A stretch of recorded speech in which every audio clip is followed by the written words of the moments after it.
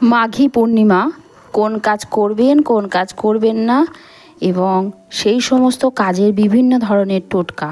জয় সনাতন ধর্ম। আপনাদের সবাইকে স্বাগত জানাই সদ্গুরু শরণম চ্যানেলে।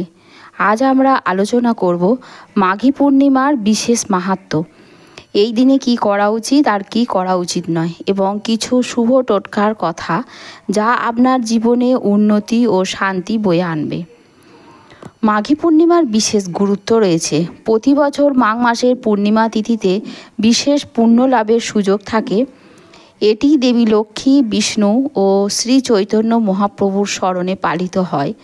কথিত রয়েছে যে এই দিনে গঙ্গা স্নান করলে জীবনের পাপ মোচন হয় এবং পুণ্য লাভ হয়ে থাকে। বন্ধুরা, এবারে বলবো মাঘী পূর্ণিমাতে যা কাজ করবেন। প্রথম, গঙ্গা বা পবিত্র নদীতে স্নান করুন। হিন্দু ধর্মগ্রন্থ অনুসারে এই দিনে গঙ্গা স্নান করলে পুণ্য অর্জন হবে এবং পূর্বজন্মের পাপ দূর হবে। যদি সম্ভব না হয় তবে ঘরে গঙ্গা জল মিশিয়ে স্নান করুন। দ্বিতীয়ত, দান ধর্ম করুন। বলা হয় এই দিনে, এই পবিত্র দিনে অন্ন, বস্ত্র, অর্থ যদি দান করতে পারেন শতগুণ বেশি ফল লাভ হয়। দরিদ্র ও ব্রাহ্মণকে ভোগ্যপণ্য দান করলে জীবনে সৌভাগ্য বৃদ্ধি পাবে। তৃতীয়ত, গণেশ, শিব ও বিষ্ণুর পুজো করুন। শাস্ত্র অনুসারে এই দিনে বিষ্ণুর আরাধনা করলে শ্রী লক্ষ্মীর কৃপা লাভ হবে। শিবের অভিষেক করলে সংসারে সুখ শান্তি আসবে।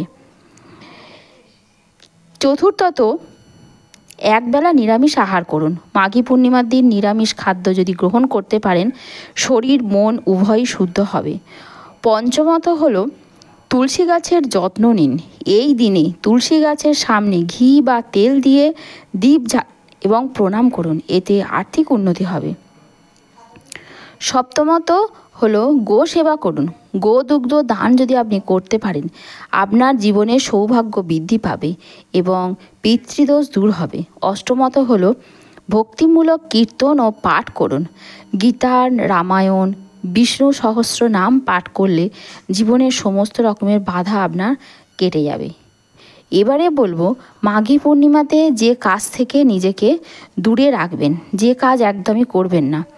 মাংস ও মদ্যপান এড়িয়ে চলুন। 1 নম্বর, শাস্ত্র অনুসারে এই বিশেষ পবিত্র দিনে যদি আপনি মদ মাংস পান করে থাকেন আপনার জীবনে দুঃখ কষ্ট পিছু ছাড়বে না, অশুভ ফল পাবেন এতে। দ্বিতীয়ত হলো কাউকে কোনো কষ্ট দেবেন না। আপনি কারো প্রতি রাগ করবেন না, অভিশাপ বা কটু বাক্য বলবেন না, এটা অত্যন্ত অশুভ। তৃতীয়ত, নোংরা ও অশুদ্ধ পরিবেশে থাকবেন না। পবিত্রতা বজায় রাখা অত্যন্ত গুরুত্বপূর্ণ একটা বিষয়। অশুদ্ধতা সংসারে নেতিবাচক শক্তি বয়ে নিয়ে আসে। চতুর্থত হলো অশুভ কাজ বা ঝগড়া করবেন না।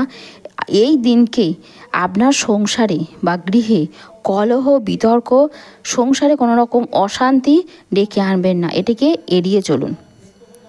এবারে বলবো মাঘী পূর্ণিমার দিনকে বিশেষ ছোট্ট টোটকা। অর্থ লাভের জন্য টোটকা। এই দিনকে একটি লাল কাপড়ে 5টি গোটা হলুদ ও 5টি গোলাপ ফুল বেঁধে মন্দিরে দান করুন, এতে আপনার অর্থ লাভ হবে, ধন লাভ হবে। দ্বিতীয় টোটকাটি হচ্ছে সংসারের সুখ শান্তির জন্য আপনি যে ছোট্ট টোটকাটি করবেন, 7টি রুটি নিন এবং একটি কলা নিয়ে গরুকে খাওয়ান, আপনার সংসারে সুখ শান্তি অবশ্যই আসবে। পিতৃদোষ দূর করার জন্য ছোট্ট টোটকা যেটা, গঙ্গা জল ও কালো তিল দিয়ে পূর্বপুরুষদের স্মরণ করুন এবং তাদের জন্য দান করুন, এতে যারা পরলোক গমন করেছেন সেই সমস্ত পূর্বপুরুষদের আশীর্বাদ লাভ করবেন। যদি আপনার সংসারে কোনো অবিবাহিত সন্তান থাকে, বিবাহে বাধা আসছে, বিবাহ হতে পারছে না, দেরি হচ্ছে, তার জন্য এই টোটকাটি মন্দিরে গিয়ে দেবী লক্ষ্মীকে সিঁদুর ও চুড়ি অর্পণ করুন, বিয়ের সমস্ত বাধা আপনার দূর হয়ে যাবে। আজ আমরা জানলাম মাঘী পূর্ণিমার মাহাত্ম্য, কি উচিত কি উচিত নয় এবং কিছু বিশেষ টোটকা। যদি ভিডিওটি আপনার ভালো লেগে থাকে তাহলে লাইক শেয়ার করবেন এবং চ্যানেলটিকে অবশ্যই সাবস্ক্রাইব করতে ভুলবেন না। কমেন্টে জানাবেন আপনার আর কি কি বিষয় আপনি জানতে চান।